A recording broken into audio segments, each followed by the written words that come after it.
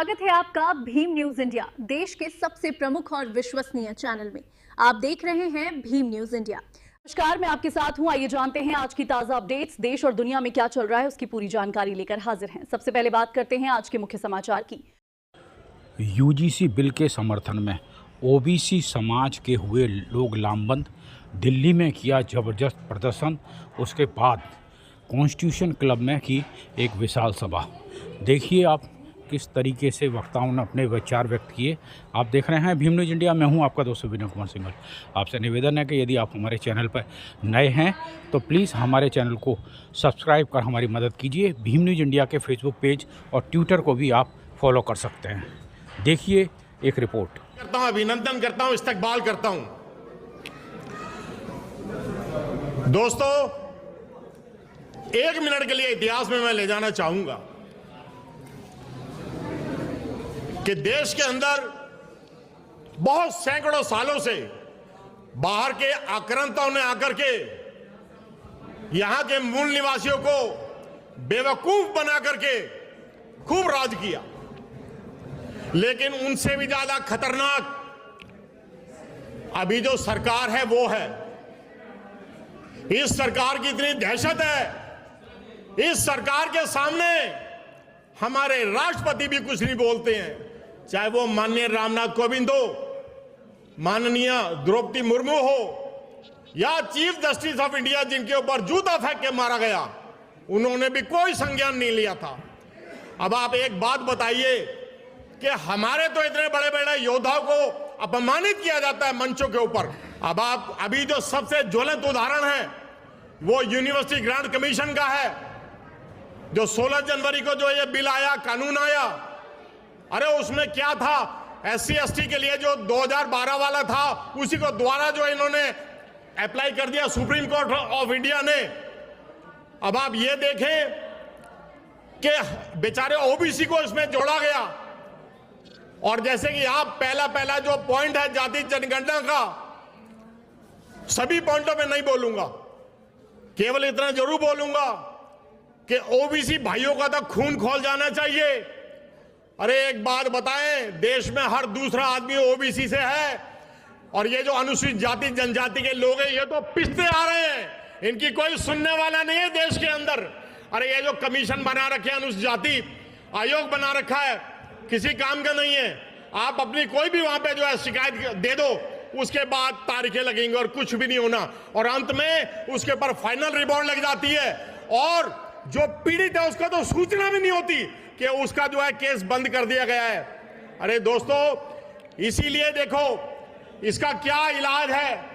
इसका इलाज है कि हम सबको मिलजुल करके और लाखों और करोड़ों की संख्या में रोडों के ऊपर आ जाने चाहिए। आपको याद होगा एक कानून है अनुसूचित जाति जनजाति अत्याचार निवारण एक्ट, इसको खत्म कर दिया गया था 2018 में। हमने अपने समान विचारधारा वाली संस्थाओं को मिलाकर के लखनऊ के काशीराम समृति उपवन में 1 अप्रैल 2018 को कार्यक्रम किया। 1.5 लाख की संख्या उसमें करी और पूरे भारत के अंदर 2 अप्रैल करवाया। तो दोस्तों, जब तक हम कुछ करेंगे नहीं, हमारा कुछ होने वाला नहीं है।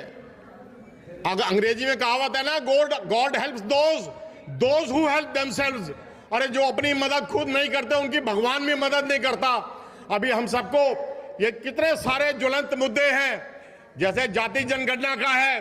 देश में 10-10 साल के बाद जो है कॉन्स्टिट्यूशन ऑफ इंडिया में लिखा है कि देश के अंदर जो है जनगणना होगी, और 1930 में जो हुई थी अनुसूचित जाति जनजाति के लिए, उसके बाद आज तक जाति जनगणना नहीं हुई है। और 2011 में जरूर हुई थी लेकिन उसको भी खोला नहीं गया। और वीपी सिंह जो हमारे प्रधानमंत्री थे 1989 में, उनको अपना प्रधानमंत्री पद का भी जो है उनको मतलब छोड़ना पड़ गया था। जो बीपी मंडल कमीशन के अंतर्गत जो उन्होंने इसको तवज्जो दी, लेकिन उनके खिलाफ भी इधर मूवमेंट हुई और उनका भी पद छिन गया। तो दोस्तों, हमें सड़कों पे आ जाने चाहिए, हमें हर तरफ से, और जितने भी हमारे दबे कुचले समाज के लोग हैं, चाहे वो SC हो, ST हो, OBC हो या मिनोरिटी के लोग हैं, ये कहने को तो इस देश में 90% है, लेकिन इनमें ताकत 2% की भी नहीं है। एक बात देखें, यहां से इतने अनुभवी वक्ता बोल रहे थे और मैं ये अनुभव कर रहा था, ये सारी माता बहनें आपस में बात कर रही थी, क्योंकि they are least bothered what is being spoken from this platform, they are least bothered, इन्हें कोई मतलब नहीं है। इनको मुझे कहते हुए बड़ा शर्म आता है, ये हमारी जो गरीब हमारे बहन भाई बैठे हैं, इनको सारे वक्ता समझाते हैं कि भैया अपना कीमती वोट जो बाबा साहब ने अपना पूरा जीवन आप लोगों को दे दिया और आपको वोट डालने का जो अधिकार दिलाया, इस वोट डालने के अधिकार का आप खुद ही मजाक बनाते हैं। अपने जो वोट को आप आधे पौवे में 1500 रुपए में बेच करके और आपकी सरकार ने बन करके आप दूसरों की सरकार बनवाते हैं और हर साल, हर 5 साल गाली खाते हैं, जूता खाते हैं और आपकी बात को सुनने वाला कोई भी नहीं है। मैं अपने बहुजन समाज के लिए, भाई हमें काम करना चाहिए, मेहनत करनी चाहिए।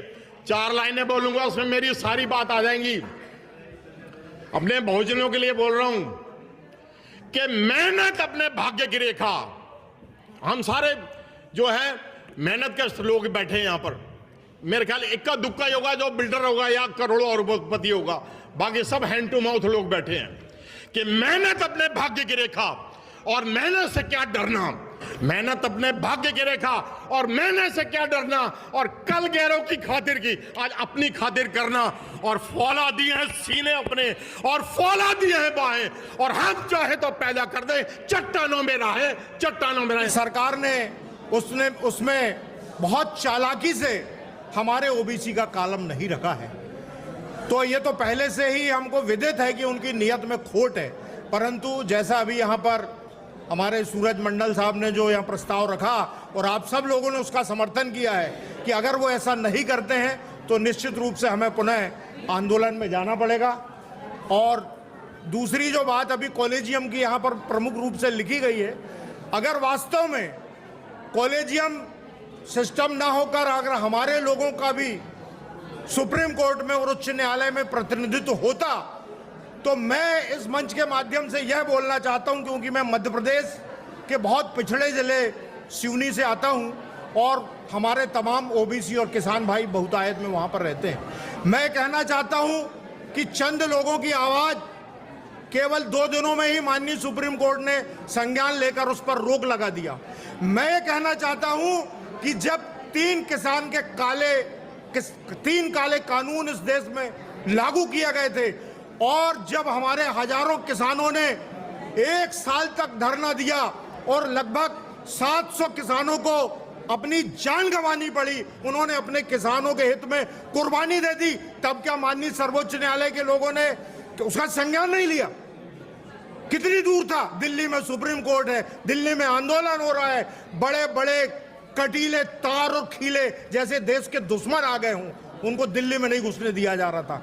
तो मैं इसलिए मेरा जो हमारे पूर्व वक्ताओं ने बात रखी है, चाहे ज्योतिमाला जी हों, चाहे हमारे अनिल जैन साहब, मैं उनकी बात का समर्थन करते हुए इस बात को बोलना चाहता हूं कि अगर हमारे लोग रहेंगे तो निश्चित रूप से हमारी बात सुनी जाएगी और बाकी अन्य चीज़ें हमारे अन्य वक्तागण बोलेंगे। मैं बहुत ज़्यादा बात को लंबी ना करते हुए, चूँकि हम लोग सब मेहनत कश लोग हैं, 2 वर्ग हैं, एक वो हैं जो दूसरे की कमाई खा के जीते हैं और एक वो लोग हैं जो पसीना बहा के अपने 2 वक्त की रोटी पैदा करता है। तो हम लोग अपनी मेहनत की कमाई से हम लोग बुनियादी नींव के पत्थर लोग हैं, इसलिए मैं इन 2 पंक्तियों के साथ अपनी बात को समाप्त करना चाहूँगा कि हमने माना हम कभी भी आपसे बढ़कर नहीं। थोड़ी देर के लिए मान लेते हैं कि हमने माना हम कभी भी आपसे बढ़कर नहीं, पर हमारी भी महत्ता आपसे लघुतर नहीं, पर हमारी भी महत्ता आपसे लघुतर नहीं, और हम हिले तो गिर पड़ोगे ऐ गगनचुंबी कलश। हम हिले तो गिर पड़ोगे ऐ गगनचुंबी कलश, हम है पत्थर नींव के कोई राह